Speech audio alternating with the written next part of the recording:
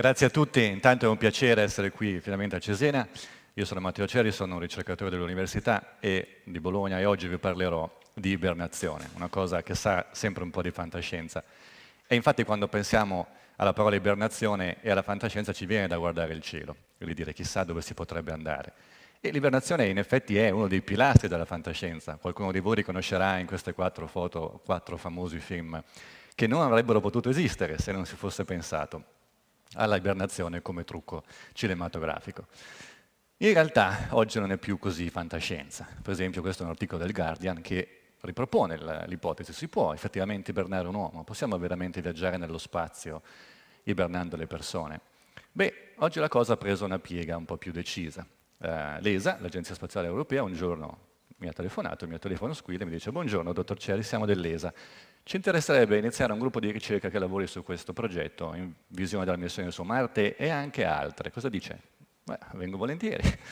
E infatti adesso io faccio parte di un gruppo di ricerca di consulenza per l'ESA che comprende molti colleghi di tutto il mondo. Esattamente, lavoriamo a cercare di sviluppare una tecnologia che consenta di ibernare gli astronauti. In realtà l'origine di questa tecnologia era pensata per la sanità, ma ne parliamo un pochino dopo più nel dettaglio. Intanto, cos'è l'ibernazione? È una parola che tutti conosciamo gergalmente come letargo anche a volte.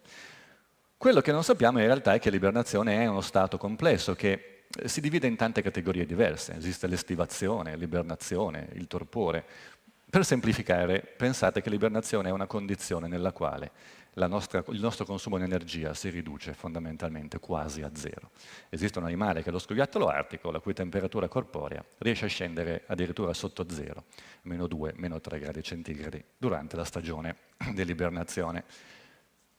Lo so, questi sono grafici, gli scienziati usano grafici, ce ne sono pochissimi nella presentazione, vi guiderò attraverso la loro lettura, ma questo serve solo a farvi capire che questa capacità, la capacità di raffreddarci, noi in realtà ce la portiamo dietro da molto tempo. I nostri predecessori rettili, che nella scala evolutiva vengono proprio appena prima di noi, in realtà infatti non sono in grado di mantenere la loro temperatura corporea costante. Per cui si raffreddano quando l'ambiente è freddo e si riscaldano quando l'ambiente è caldo.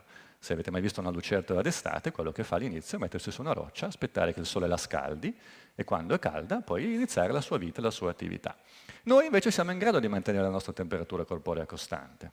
E perché siamo in grado? Perché molto tempo fa, 150 milioni di anni fa, forse un po' di più, il primo mammifero che compare sulla Terra, il protomammifero, si trova di fronte a un problema non indifferente. La Terra in quel periodo è popolata dai dinosauri e quindi non è facile andare a prendere le ghiande mentre il T-Rex ci passeggia sopra. E quindi bisogna trovare un modo. Come fare? Beh, un modo geniale sarebbe quello di riuscire ad andare a fare la spesa, fra virgolette, di notte, quando non c'è il sole, perché i dinosauri di notte sono più freddi, perché non sono in grado di generare il loro calore. E noi invece sì. È una strategia rischiosa. Generare il proprio calore costa molta energia, è un trade-off proprio appena bilanciato, ma funziona. E quando i dinosauri finalmente si estinguono, i mammiferi iniziano a popolare la Terra e a dominarla in tutte le nicchie ecologiche. E l'ibernazione per molti di loro diventa superflua, non ci sono più predatori, non è più necessario questo tipo di risparmio. La mantengono però gli animali che si trovano in ambienti molto sfavorevoli. Questa è una marmotta delle Alpi, per esempio. Cosa fa la marmotta delle Alpi quando iberna?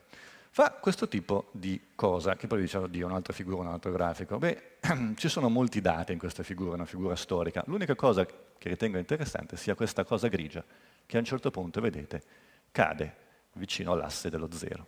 Cosa vuol dire? Quello è il consumo energetico di quell'animale, che improvvisamente è in grado di crollare. La marmotta